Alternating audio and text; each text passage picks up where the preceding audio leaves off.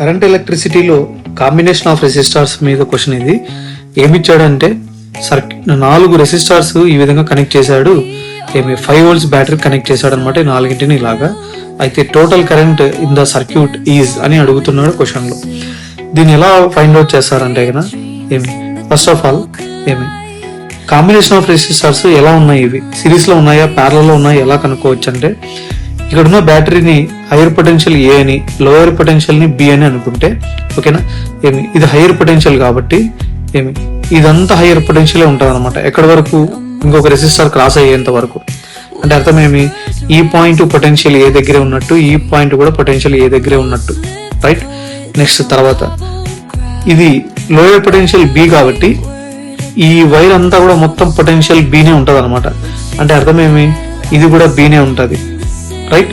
ఇక్కడ ఇంకొక potential point ఉంది, హైయర్ పొటెన్షియల్ నుంచి క్రాస్ అయిన తర్వాత ఒక రెసిస్టార్ ఉంది కాబట్టి ఈ జంక్షన్ ఖచ్చితంగా వేరే పొటెన్షియల్ దగ్గర ఉంటది అనమాట. హైయర్ ఉండదు, లోయర్ ఉండదు. దాన్ని నేనేమనుకుంటున్నానంటే సి అని అనుకుంటున్నా. ఇప్పుడు రెసిస్టార్స్ ని ఏ కాంబినేషన్ లో ఉన్నా ఎలా రాస్తారంటే, మనం కనుక్కోవాల్సింది ఏ అండ్ బి మధ్య ఈక్వలెంట్ రెసిస్టెన్స్ కాబట్టి టోటల్ కరెంట్ కనుక్కోవడానికి కావాల్సింది ఏ బి అనేటివి సపరేట్ ఇలా రాస్తాను. మన దగ్గర ఇంకొక పొటెన్షియల్ పాయింట్ ఉంది సి అని, దాన్ని మిడిల్ లో రాసుకో. ఎప్పుడు కూడా ఏ 2 పాయింట్ల మధ్య ఈక్వలెంట్ రెసిస్టెన్స్ అడిగాడో వాళ్ళిద్దరిని లాస్ట్ లో రాసుకోండి.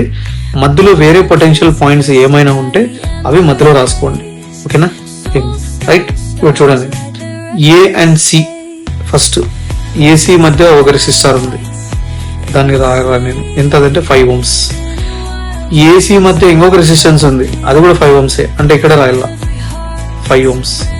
తర్వాత సి టు బి 2.5 ohm ఉంది, సో దాన్ని ఇట్లా రాయాల, సికి బికి మధ్యలో రాయాల.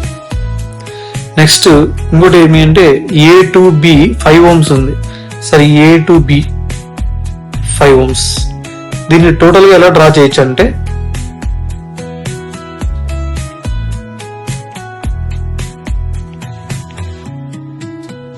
ఇలా డ్రా చేసుకోవచ్చు అనమాట, ఓకేనా.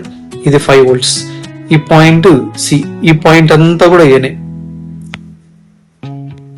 ఈ పాయింట్ అంతా కూడా ఏనే, ఈ పాయింట్ అంతా బినే, ఈ పాయింట్ ఒకటి సి, రైట్. సో ఇలా డ్రా చేసుకోవచ్చు అనమాట మనము సర్క్యూట్ ని, ఓకే. దీన్ని క్లియర్ గా మనము డ్రా చేస్తే ఎలా ఉంటుందంటే ఇలా ఉంటుంది, ఓకేనా. ఈ సర్క్యూట్ ని నేను నీట్ గా ఇక్కడ వేసాను, ఓకే, రైట్. వీడిని తీసేస్తాను, రైట్. ఇప్పుడు చూడండి 5 ప్యారలల్ లో ఉన్నాయి. ఈక్వలెంట్ రెసిస్టెన్స్ ఏమవుతుంది, RP is equal to R1 into R2 by R1 plus R2. అంటే 5 into 5 by 5 plus 5, it is 25/10, 2.5 ohms, okay. అంటే ఈ కాంబినేషన్ రెసిస్టెన్స్ మొత్తం ఎంత అంటే 2.5 ohms అని మీనింగ్. తర్వాత ఈ 2.5 ohm 2.5 ohm మళ్ళీ సిరీస్ లో ఉన్నాయి. సిరీస్ లో ఉంటే యాడ్ చేస్తావు, సో 2.5 plus 2.5 ఎంత అవుతుందంటే 5 ohms. సో ఈ కాంబినేషన్ మొత్తం అంతా కూడా 5 ohms అయింది, రైట్. మళ్ళీ ఈ 5 నీకు ప్యారలల్ లో ఉన్నాయి కాబట్టి అప్పుడేంటో ఇలా are equivalent is equal to 5 into 5 by 5 plus 5. So మళ్ళీ 25/10 2.5 ohms అవుతుంది. అంటే ఇప్పుడు ఈ సర్క్యూట్ లో టోటల్ గా ఎంత ఉందంటే 2.5 ohm ఉందన్నమాట రెసిస్టెన్స్ వీళ్ళందరూ కలిపి, right. So total current I is nothing but total potential applied divided by equivalent resistance.